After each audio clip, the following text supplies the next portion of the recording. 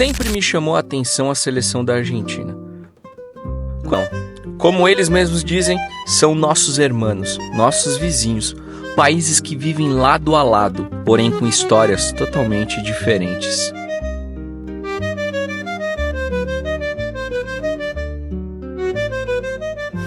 Com o tempo, comecei a notar que toda vez que um time brasileiro enfrentava um time argentino, além de ser, na maioria das vezes, um jogo duro, sempre tinha muita catimba, algumas tretas e, principalmente, muitos insultos raciais.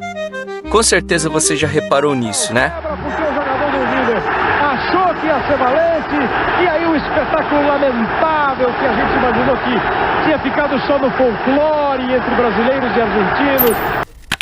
Bem, amigos da Rede Globo, sobe meu som, por favor.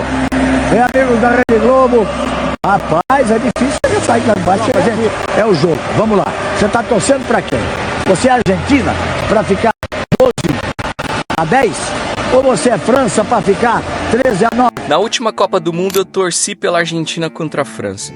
Não que seja um simpatizante da seleção nem nada, mas eu achava e ainda acho que o Messi merecia muito aquele título por toda a história dele dentro do futebol. Mas ainda na Copa, em pleno 2022, me surpreendeu muito negativamente a maneira como os hermanos comemoraram o título.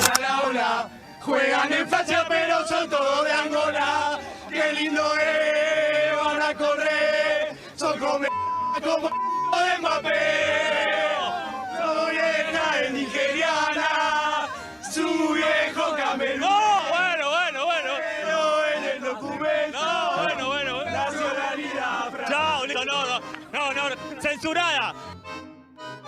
Racistas, xenofóbicos, babacas. Depois daquela Copa tivemos uma repercussão maior sobre o racismo no futebol, pauta levantada principalmente pelo Vini Júnior na Espanha. E foi aí que eu comecei a me aprofundar no tema. Esse é um vídeo sobre futebol, e para entender melhor o tema, vamos voltar um pouco na história. Diferentemente do Brasil, a Argentina foi colonizada por espanhóis. Mas o começo da sua história tem muita semelhança com o Brasil. Muitos escravos do continente africano vieram para lá. Então, em um primeiro momento, havia uma miscigenação de povos nativos, colonizadores e africanos no país. Isso fica claro nos primeiros censos de população datados de 1778, por exemplo, onde mostram que a população argentina era composta por cerca de 30% de africanos e afrodescendentes. Até então, nessa época, a escravidão ainda estava de pé no país e, evidentemente, ainda não havia o futebol no continente. Anos mais tarde, por volta de 1853, houve de fato a abolição da escravatura no país. E a partir disso, começou um processo de erradicação dos povos negros. A Argentina via na Europa, principalmente Espanha, sua referência para a formação étnica. Eu não vou me aprofundar muito no assunto, mas daqui em diante começou um processo de embranquecimento no continente como um todo, inclusive no Brasil. Mas a Argentina foi o grande case de sucesso do continente, se é que podemos chamar de sucesso. Nos trajeron hace 400 anos. Essa é a diferença. E agora nos querem callar. No censo de 1887, a porcentagem de afrodescendentes caiu de 30% para 1,8%. E os argumentos das autoridades argentinas para essa mudança foram diversos. Fatores como guerras, epidemias e a própria imigração europeia eram dadas como justificativa. Mas na real, os caras enraizaram na cabeça que a raça branca era superior e realizaram o apagamento da presença negra no país. Isso explica atitudes como estas. Uma declaração feita pelo presidente da Argentina, Alberto Fernandes, foi alvo de muitas críticas na internet. Durante um evento com o premier da Espanha, Pedro Sánchez, Fernandes disse que os brasileiros vieram da selva e argentinos chegaram de barco da Europa. Vamos ver. Particularmente, eu sou um europeísta. Sou alguém que crê na Europa. Porque sobre a Europa, escreveu certa vez Otávio Paz, que os mexicanos saíram dos índios. Os brasileiros saíram da selva.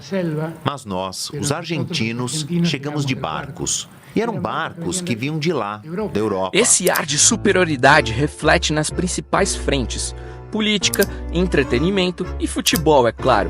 Especificamente no futebol, temos alguns exemplos que chegam a ser bizarros. Em 1920, ao chegar em Buenos Aires para um amistoso, a seleção brasileira foi recebida com essa charge publicada no jornal Crítica.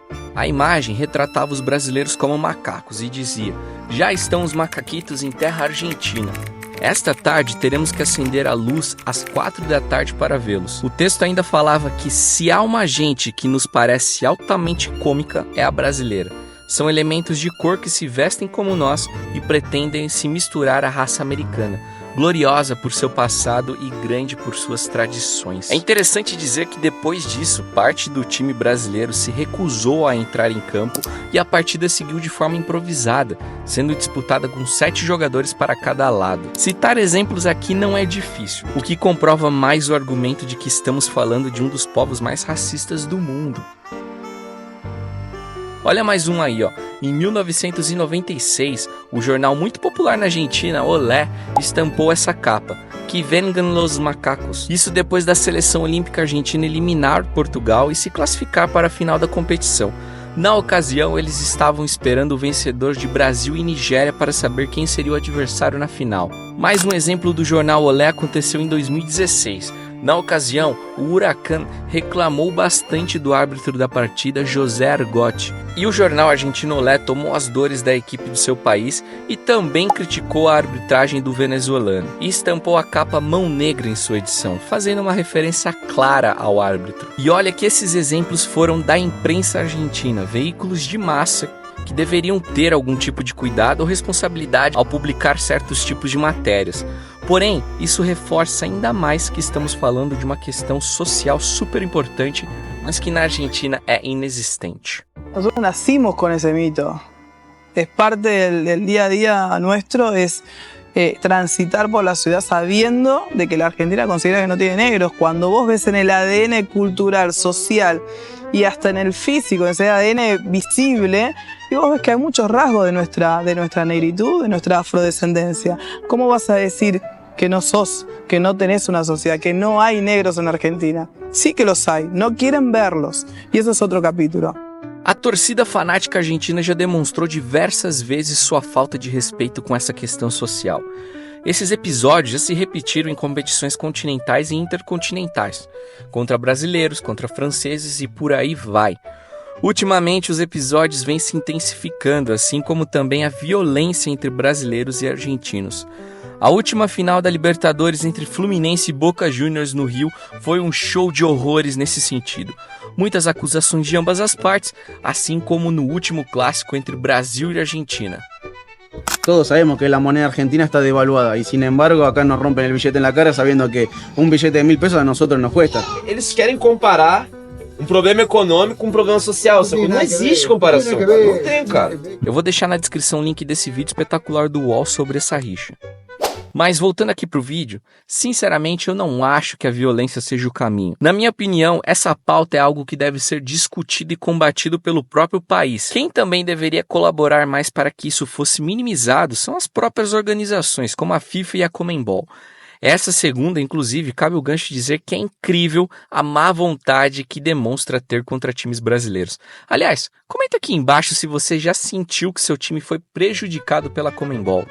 O brasileiro sai fora do Brasil totalmente desprotegido, cara. É árbitro que é contra, é todo mundo contra, pô.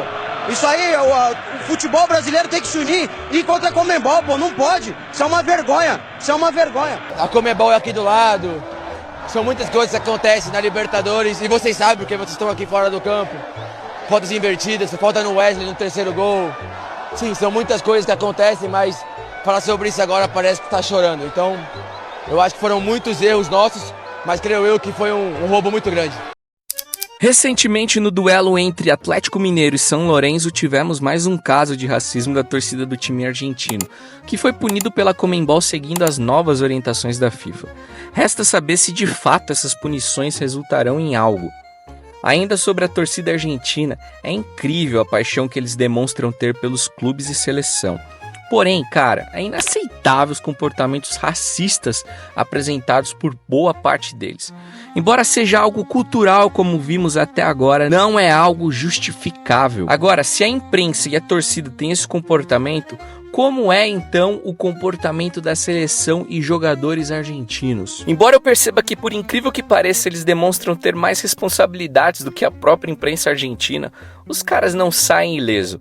O caso recente do Enzo Fernandes, por exemplo, que filmou os cantos de mau gosto do grupo argentino depois do título da Copa América, são provas disso. O que me deixou mais bolado nessa história é que o Messi, sendo o capitão e super respeitável dentro do cenário mundial, não se pronunciou. O que pra mim pelo menos mostra que ele compactua com esse tipo de pensamento. Por clubes tivemos e ainda temos poucos brasileiros atuando no futebol argentino. 2 ex-jogadores contaram suas experiências e o saldo não foi positivo. Em 2005, o lateral direito baiano atuou pelo Boca Juniors. A passagem durou pouco tempo, cerca de 6 meses. Segundo o próprio baiano, foram 5 meses no céu e 1 mês no inferno que fez ele sair. Depois de uma das grandes polêmicas envolvendo brasileiros e argentinos na ocasião de Sábato e Grafite, baiano diz ter sido ofendido e maltratado primeiramente por jogadores dos outros clubes e depois até mesmo pelos jogadores do seu próprio clube que, segundo ele, tomaram as dores de Sábato. Outro que passou pelo Boca foi o Luiz Alberto, ex-zagueiro que esteve por lá em 2010 e resumiu sua passagem por lá sendo horrível. Segundo ele, foi muito mal acolhido pelos companheiros e clube e seu único parceiro era o paraguaio Morel, sofrendo uma espécie de exclusão dos argentinos do elenco, embora tenha relatado não ter sofrido racismo, assim como o baiano. E é curioso ouvir esses relatos de brasileiros, afinal temos tantos argentinos que passam pelo futebol brasileiro, são bem acolhidos e inclusive viram ídolos nos clubes brasileiros. De fato, é muito raro você ver jogadores negros vestindo a camiseta da seleção argentina. Aliás, é muito raro você ver jogadores negros argentinos. A rivalidade entre Brasil e Argentina seguirá. Afinal, estamos falando de 2 das maiores potências do futebol mundial. Mas é certo que o que não pode seguir junto é essa violência e polêmicas sociais. A história da Argentina os molda sendo um país orgulhoso e seletivo desde os seus primórdios. Diferentemente de nós que somos um país que costumamos abraçar todos os povos, embora que o racismo ainda esteja presente no Brasil, é algo que vem sendo, ou pelo menos buscando ser tratado diariamente, diferentemente do nosso país vizinho.